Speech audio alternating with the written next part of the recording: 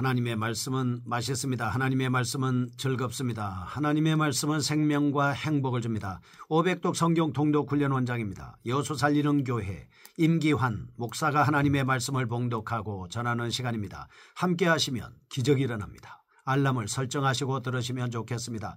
본 방송은 유튜브에서 성경 통독 임기환 검색하시고 구독하시면 계속되는 하나님의 말씀 업데이트를 통해서 은혜 받으실 수 있습니다. 오늘은 시편 64편을 봉독합니다. 그리고 말씀을 전하겠습니다. 시편 64편 다윗의 시 인도자를 따라 부르는 노래. 하나님이여 내가 근심하는 소리를 들으시고 원수의 두려움에서 나의 생명을 보존하소서. 주는 악을 꾀하는 자들의 음모에서 나를 숨겨주시고 악을 행하는 자들의 소동에서 나를 감추어 주소서. 그들이 칼같이 자기 혀를 연마하며 화살같이 독한 말로 겨누고 숨은 곳에서 온전한 자를 쏘며 갑자기 쏘고 두려워하지 아니하는도다. 그들은 악한 목적으로 서로 격려하며 남몰래 울문옥기를 함께 의논하고 하는 말이 누가 우리를 보리오 하며 그들은 죄악을 꾸미며 이르기를 우리가 묘책을 찾았다 하나니 각 사람의 속뜻과 마음이 깊도다. 그러나 하나님이 그들을 쏘시리니 그들이 갑자기 화살에 상하리로다. 이러므로 그들이 엎드러지리니 그들의 혀가 그들을 해함이라. 그들을 보는 자가 다 머리를 흔들리로다. 모든 사람이 두려워하여 하나님의 일을 선포하며 그의 행하심을 깊이 생각하리로다. 의인은 여호와로 말미암아 즐거워하며 그에게 피하리니 마음이 정직한 자는 다 자랑하리로다. 아멘. 시편 64편입니다. 악행과 그 결과에 대한 말씀을 찾아볼 수 있겠습니다. 1절에서 6절까지 말씀은 자신의 욕망 충족을 위해서는 수단과 방법을 가리지 않는 악인의 흉악한 음모를 고발하고 있습니다. 7절에서 10절 이러한 음모가 하나님의 공의로운 심판으로 인해 엄중한 도움을 받게 될 것을 확신하고 있습니다. 본시는 비탄시의 요소를 내포하고 있으나 전반적으로 간구와 신앙의 측면에서 두드러지고 있다 볼 수 있겠습니다. 본시의 저작 시기에 대해서는 다윗이 사울의 박해를 받을 때 혹은 압살롬의 반란이 일어날 무렵 등으로 보는 견해들이 있으나 확실하지는 않습니다. 다만 본시에는 신변의 절박한 위협이 별로 노출되어 있지 않고 음모와 흉계에 대한 언급이 나오는 것으로 보아 압살롬의 반란이 무르익어가던 시기로 추측해 볼 수 있다 하겠습니다. 사실 압살롬이 처음부터 군사를 동원하여 다윗에게 반기를 든 것은 아니었습니다. 압살롬은 본격적인 반란에 앞서 그것이 온전히 성공할 수 있도록 술책을 미리 쓴 것입니다. 재판을 통해서 마음을 뺏는 것을 보겠습니다. 사무엘 하 15장 1절에서 6절 압살롬은 왕의 뜻과는 상관없이 스스로 재판관이 되어 백성의 송사를 해결하고자 했습니다. 그 일을 다루면서 불의하게도 다수 백성들의 마음을 사로잡는 데 주력을 한 것입니다. 백성들의 마음을 훔쳤다 이렇게 표현하고 있습니다. 자신의 반역을 성공시키려고 또 다른 공작을 꾸미고 있었다는 것이죠. 다윗의 주변에 첩자들을 심었습니다. 다윗의 동정을 끊임없이 살피게 하였던 것입니다. 어떤 첩자들은 비밀리에 또 다른 첩자들은 반노골적으로 자신들의 사악한 임무를 수행하고 있었습니다. 그러면서도 그들은 전혀 두려워하지 않는 듯 했습니다. 바로 이와 같은 사실을 직접 혹은 간접적으로 알게 된 다윗은 무척이나 두렵고 고통스러웠을 것임이 틀림없는 사실입니다. 자기를 해하려는 음모가 자기 주변에서 끊임없이 진행되고 있습니다. 이럴 때 불안해하지 않을 사람 아무도 없을 겁니다. 더구나 자신의 동정을 낱낱이 살피던 첩자들이 다윗을 암살할 가능성도 있었습니다. 그 같은 일촉즉발의 위기 상황에서도 다윗의 불안은 계속되지 않았습니다. 다윗은 하나님의 보호를 믿었습니다. 악인들은 그들의 악행 때문에 결국 멸망할 수밖에 없다라고 하는 사실을 다윗은 확신하고 있는 것입니다. 베드로전서 5장 8절에서 하나님의 나라와 그 백성을 멸망시키려는 사단의 공작은 창세 이래로 계속 진행되고 있다라고 하는 것입니다. 그러므로 우리는 어떠한 위기에서도 요동치 말고 의연하게 대처할 수 있는 신앙적 여유를 지녀야겠다라고 하는 것을 알 수 있겠습니다. 이러한 사실을 염두에 두고서 본문 내용을 좀 더 자세하게 살펴보겠습니다. 첫 번째 1절에서 6절입니다. 악인들이 자신을 어떻게 해하려 하는지를 상세하게 언급하고 있습니다. 1절 하나님이여 내가 근심하는 소리를 들으시고 원수의 두려움에서 나의 생명을 보존하소서. 다윗은 근심이 생겼습니다. 자기를 죽이려고 하니까 근심이 생기지 않을 수 없었습니다. 그의 원수들은 다윗에게 두려움을 가져다 주었습니다. 그는 마침내 생명을 보존해달라고 하나님 앞에 기도할 수밖에 없었습니다. 이 사실은 얼마나 다윗이 급박한 상황에 처해 있는가라고 하는 사실을 알 수 있게 되는 대목입니다. 2절 말씀 주는 악을 꾀하는 자들의 음모에서 나를 숨겨주시고 악을 행하는 자들의 소동에서 나를 감추어 주소서라고 말씀을 하고 있습니다. 악인들이 음모를 꾸밉니다. 한편으로는 비밀리에 꾸밉니다. 한편으로는 반노골적으로 진행시키고 있다라고 하는 것을 언급하고 있습니다. 그는 이 사실을 알고 있는 것입니다. 그들이 사악한 계획을 성사시키기 위해서 가능한 수단을 모두 동원하였음을 보여주고 있습니다. 정적을 제거하기 위해서, 정적을 죽이기 위해서 그 사람이 자기의 아버지라 할지라도 없애기 위해서 그는 모든 수단을 다 동원해서 왕권을 차지하기 위해서 앞장서서 스파이들을 심고 그런 못된 짓을 한 것을 우리는 볼 수가 있습니다. 그들은 비방의 칼날을 예리하게 갈고 있다가 희생물이 나타나면 언제라도 내리칠 준비가 다 되어 있는 무서운 사람들이었습니다.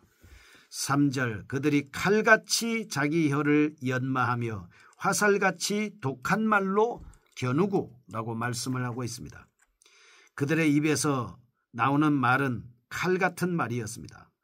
그들의 혀는 연마해서 사람을 죽이는데 거짓말하는데 아주 익숙해 있습니다. 그리고 그들은 화살같이 독한 말로 다윗을 향해서 겨누고 있습니다.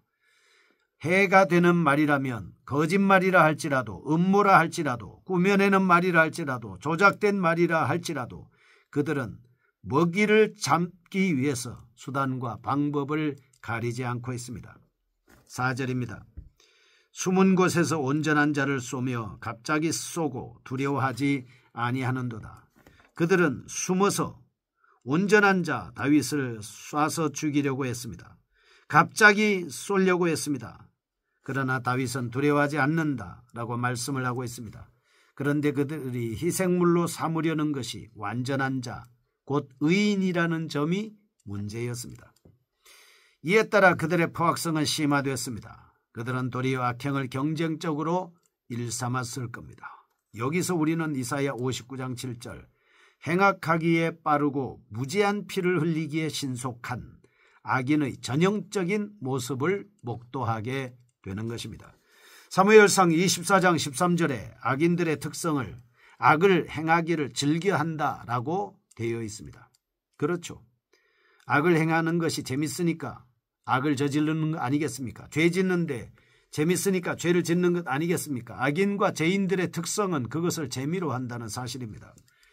잠언 10장 6절에 보면 입에 독을 머금고 있습니다. 말만 하면 독을 내뿜는 것이죠. 비난하거나 비방하거나 그리고 남을 모욕하거나 음해하거나 남을 못되게 욕하거나 안 좋은 소문을 내거나 거짓 증거하거나 이렇게 입에다가 독을 머금고 다니는 것입니다.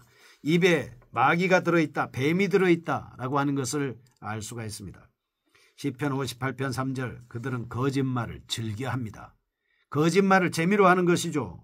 쏘가주니까 좋거든요. 그러니까 또 거짓말하고 또 거짓말하고 또 거짓말하고 입에다가 거짓말을 참말처럼 달고 사는 사람들, 이 거짓된 세상을 우리가 어떻게 해야 하겠습니까? 하나님의 말씀으로 거짓을 몰아내고 정직이 지배하는 세상이 되어야 하지 않겠습니까? 고린도전서 1장 18절 여호와의 도를 싫어함의 표현 등으로 묘사하고 있습니다.